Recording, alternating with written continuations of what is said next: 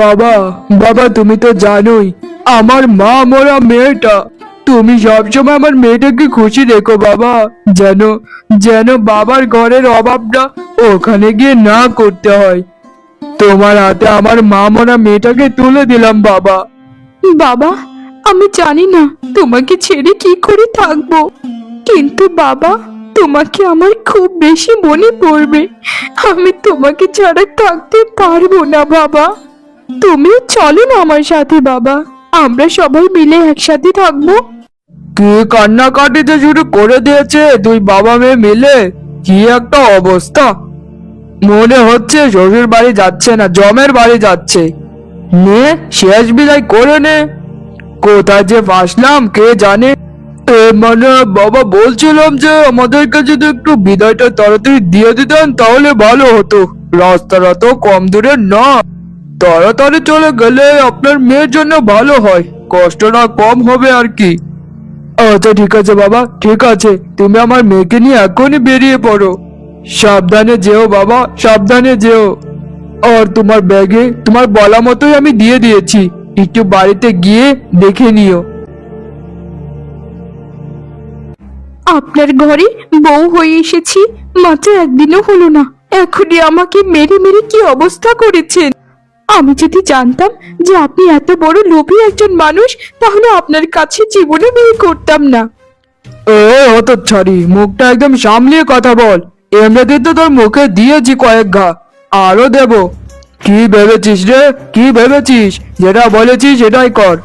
তোর বাবাকে বল যে বাড়িটা বিক্রি করে সবগুলো টাকা আমার হাতে তুলে দিতে, তাহলে তোকে আমি রাজরানী করে রাখবো আমার সংসারে, না হলে তোকে আমি তালাক দিতে একটুকু ভাববো না। যে লোক নতুন বইয়ের উপর এত অত্যাচার করে টাকা চাইতে পারে, সে আর কতটুকু ভালো।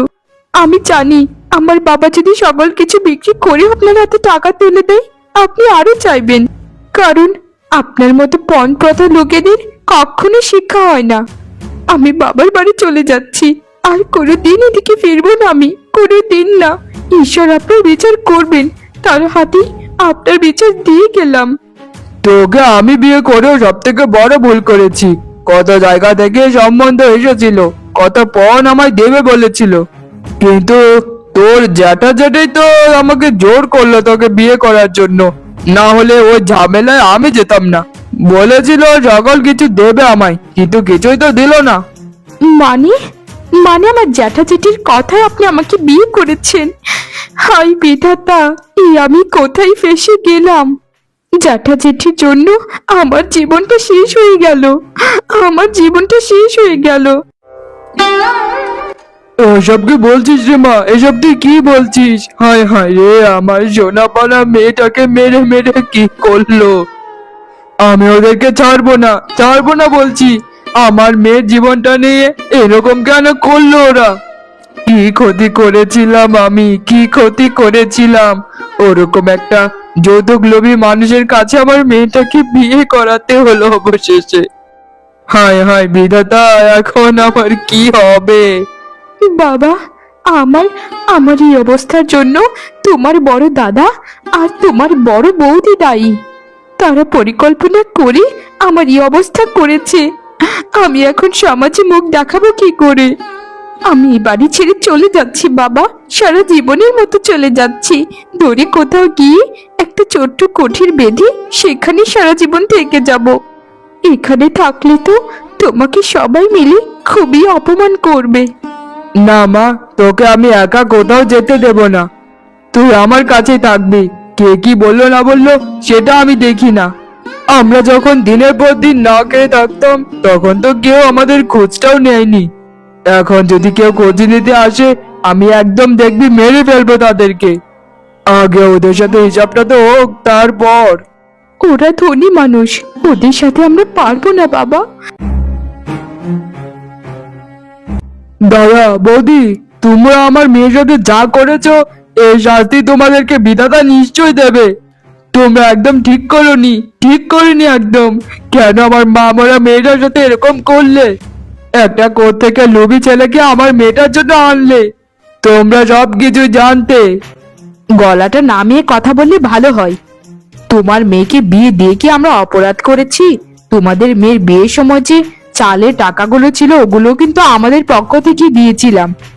যেখানে আমাদের পায়ে নত হয়ে থাকার কথা সেখানে তুমি আমাদেরকে দোষারোপ করছো। একটা কথা কি জানিস যে মানুষের কখনো সাহায্য করতে নেই, সাহায্য করলেই এর প্রতিদান খুব তাড়াতাড়ি পাওয়া যায়, যেটা তুই আমাকে দিচ্ছিস এখন। মিথ্যে বলবে না দাদা, একদম মিথ্যে বলবে না, ঈশ্বর সবকিছুই দেখছেন। আমি কিছুটি বলবো না। তোমারও একটা মেয়ে আছে, যারা আমার মেয়ের মতো তোমার মেয়ের অবস্থা না হয়। সংসারটা থাকলো না মা, বাবা, সংসারটা থাকলো না। কার কাছে বিয়ে দিয়েছিলে তোমরা? সে তো আরেক জায়গায় বিয়ে করে ফেলেছে। সে শুধু আরেক জায়গায় নয়, আরো 4-5টা বিয়ে করেছে আলাদা জায়গায়।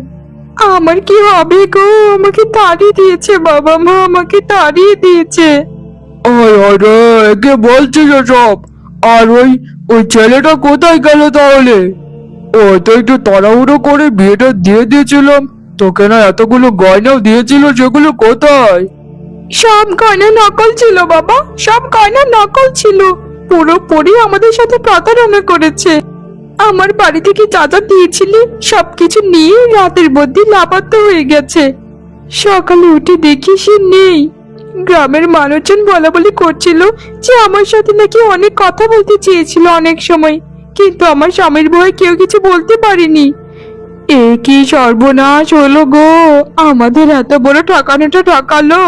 হায় রে হায়, এখন তোকে কে বিয়ে করবে? হায় বিধাতা, কোন পাপে শাস্তি আমাদেরকে দিচ্ছ বিধাতা, কোন পাপে শাস্তি দিচ্ছ? এত বড় প্রতারকের কাছে তোর বিয়ে হলো আর আমরা কিচ্ছুটি টের পেলাম না। ওই যে গিন্নি, রমেশের মেয়ের সাথে যেটা করলাম আমরা, সেটার বিধাতারই ফল দিল। ওই যে কথায় আছে না, কাউকে মেরে কেউ কখনো সুখী হতে পারে না। আমরাও আমরাও তাই হয়েছি। আমাদের জীবনটা বুঝে এখন দুঃখে দুঃখে যাবে।